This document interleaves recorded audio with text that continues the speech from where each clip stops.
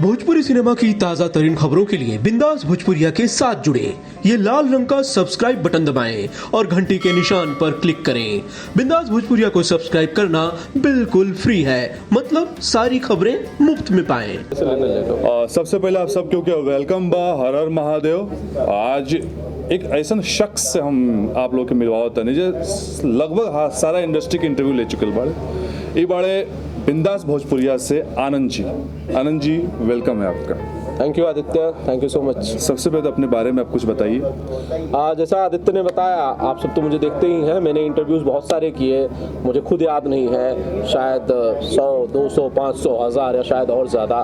Bollywood politician से लेकर अब भोजपुरी स्टार्स के बहुत सारे इंटरव्यूज़ किए।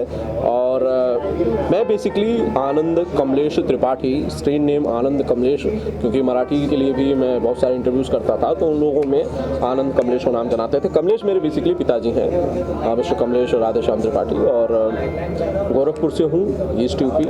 मुंबई में पला बढ़ा, मुंबई यूनिवर्सिटी से पढ़ा, 2 साल रिजवी लॉ कॉलेज में था, LLB की डिग्री आधी छोड़ के पत्रकारिता में आ गया। टाइम्स ऑफ इंडिया में 2006 में पहले नौकरी की, उसके बाद फिर TV चैनल मुंबई का हुआ करता था, वहाँ गया, फिर एक नेशनल न्यूज़ चैनल गया, कई सारे न्यूज़ चैनल्स 10 साल घूमा, और उसके बाद 2015 में डिजिटल मीडिया में आया। इससे पहले एक नामचीन कंपनी, वहाँ पे जॉब की, और तब मेरा वास्ता digital media, YouTube, social media, इन चीज़ों से पड़ा। मेरे लिए बहुत नया था और मैंने सीखने की बहुत कोशिश की। फिर वक्त बदला और वो उस ऑफिस से मुझे जाना पड़ा। अब ये नई ऑफिस, नई जिम्मेदारी, जिसे आप कहते हैं बिंदास भोजपुरिया, 2016 की ये कंपनी जो आज अच्छी चल रही है, और ना सिर्फ टर्म्स ऑफ रेवेन्यू, पैसे की बात नहीं, आप लोगों का प्यार, आप लोगों का दुलार, आप लोगों का ये आशीर्वाद, ये सब कुछ मिल रहा है आदित्य। तो मैंने तो कभी एक्सपेक्ट भी नहीं किया था इतना सब कुछ। चलिए, तो मैं दुआ करता हूँ आपको और ज़्यादा सब्सक्राइबर और ज़्यादा व्यूअर्स मिले। और आप जो है कैमरे के पीछे से तो लगभग हर स्टार से आप सवाल जवाब करते हैं। मैं आपसे सबसे पहले ये पूछूंगा कि आप कैमरे के ऑफ कैमरा यानी बैक कैमरे से आपने कैसे करियर चूज किया? आपका कभी ऐसा नहीं हुआ कि मैं इन फ्रंट ऑफ कैमरा हूँ? हाँ, आपकी इतनी अच्छी पर्सनालिटी और काफ़ी अच्छी आप रियल लाइफ में एक्टर भी हैं। आपके जो कन्वर्सेशन होते हैं और आपकी जो हाजिर जवाबी है, जो सवाल जवाब है, काफ़ी अच्छे, आप इम्प्रोवाइजेशन आप काफ़ी अच्छा करते हैं, तो आप ऑन स्क्रीन भी आ सकते हैं। कभी आपके माइंड में ऐसा नहीं है? आदित्य, मैंने एक्चुअली कभी एक्टर बनूं ऐसा मैंने ज़िंदगी में सोचा ही नहीं, और अब पता नहीं, गॉड नोज कल कुछ हो भी सकता है। बट हाँ, मैंने 2 फिल्में की। एक मराठी फिल्म की डब्बा गुल, जिसका डब्बा गुल हो गया, जो कि आधी बनी और आधी बंद हो गई। एक और फिल्म की वी फॉर विक्टर, जो कि अब रिलीज पर है मार्च 2019 में।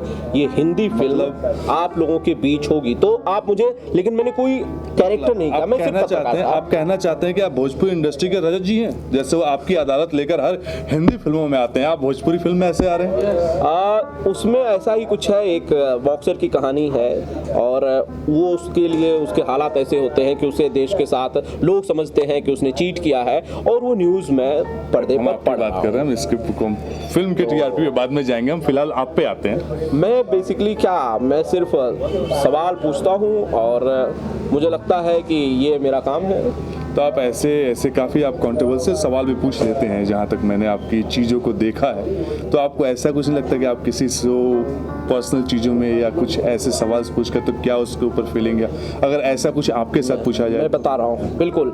देखिए क्या होता है, सवाल जो चीज़ है हम पूछता हूँ, बेसिकली मैं या कोई भी पत्रकार या रिपोर्टर पूछता है, वो अपने लिए सवाल नहीं पूछता है, पहली बात मैं इसमें, तो वो पूछता है दर्शकों के लिए। दर्शक जो सवाल आदित्य मोहन दुबे को नहीं पूछ सकते हैं, दर्शक जो सवाल खेसारी लाल यादव को नहीं पूछ सकते हैं, दर्शक जो सवाल निरहुआ आम्रपाली को नहीं पूछ सकते हैं, हम वही सवाल आपके लिए पूछते हैं। मेरा पर्सनल कोई व्यू नहीं है, मैं सिर्फ कोशिश करता हूं कि वो सवाल जो लोग आपके होते हैं, वो सवाल जो लोग जानना चाहते हैं, उनका जवाब मिलना चाहिए, और इसमें पूरी ईमानदारी बरतने की पूरी कोशिश करता हूं। अब कई बार ये लोग कहते हैं कि पर्सनल सवाल पूछते हैं, आप कंट्रोवर्शियल सवाल पूछते हैं, तो क्या करूं, सवाल पूछना शायद वो आपको अपने चैनल की पब्लिसिटी स्टंट भी हो सकता है। देखिए, पब्लिसिटी से ज़्यादा मैं ये कहूँगा कि शायद वो मेरी जिम्मेदारी है। वो मेरी जिम्मेदारी है कि वो सवाल जो लोग जानना चाहते हैं, अगर लोग ये जानना चाहते हैं कि आम्रपाली दुबे ने क्या आदित्य मोहन के साथ कोई काम किया है, तो मैं उस सवाल का जवाब आदित्य मोहन दुबे को पूछूंगा ही, और मैं कहूँगा कि आपने इस फिल्म नहीं की है। और ये मीडिया के बारे में बोला जाता है कि मीडिया टीआरपी बटोरने के लिए कुछ भी पब्लिश कर सकती है। क्या ऐसा आपने कभी कुछ किया है?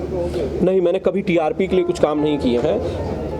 जो हार्डकोर मीडिया होती है, टीवी चैनल्स होते हैं, उसमें काम करने का तरीका एक अलग होता है, डिजिटल मीडिया में काम करने का तरीका अलग होता है। डिजिटल में भी आजकल YouTube सबसे बड़ा जरिया हो गया और YouTube के सब्सक्राइबर्स को बढ़ाने के लिए कुछ भी बेबाक या उल्टे सीधे न्यूज़ या 10 चीज़ें लोग पब्लिश कर रहे हैं, हेडलाइन कुछ अलग डाल के कुछ और करके कंट्रोवर्सी। अनफॉर्चुनेट है। तो ऐसा आपने कितनी बार किया है अपने चैनल के व्यूअर्स और सब्सक्राइबर्स को बढ़ाने के लिए? मैं सच कहूँ तो मैंने कभी इसलिए नहीं किया है कि मेरे सब्सक्राइबर्स बढ़े या दर्शक बढ़े या इस पर्टिकुलर न्यूज़ आइटम को बहुत सारे व्यूज़ आए, इसके लिए मैंने कभी कुछ गलत किया नहीं है। जैसा कि लोग बहुत सारी फर्जी चीज़ें भी चलाते हैं। जब मैं बोलता हूँ तो सिर्फ सच बोलता हूँ, उसमें झूठ के लिए कोई जगह नहीं होती है। और पब्लिसिटी के लिए या सिर्फ व्यूज़ बढ़ाने के लिए ज़िंदगी में कभी नहीं किया। और उम्मीद यही करता हूँ, रहमत करता हूँ, ऊपर वाले से कहता हूँ कि बस कभी करने की ज़रूरत ना पड़े। चलिए, मेरी शुभकामनाएं आपके साथ कि आप ऐसे ईमानदारी से अपना काम करें और आपके चैनल को काफ़ी अच्छा सब्सक्राइबर और व्यूअर्स मिले। My good wishes for you. Thank you, Aditya. Thank you. एक आनंद सर ना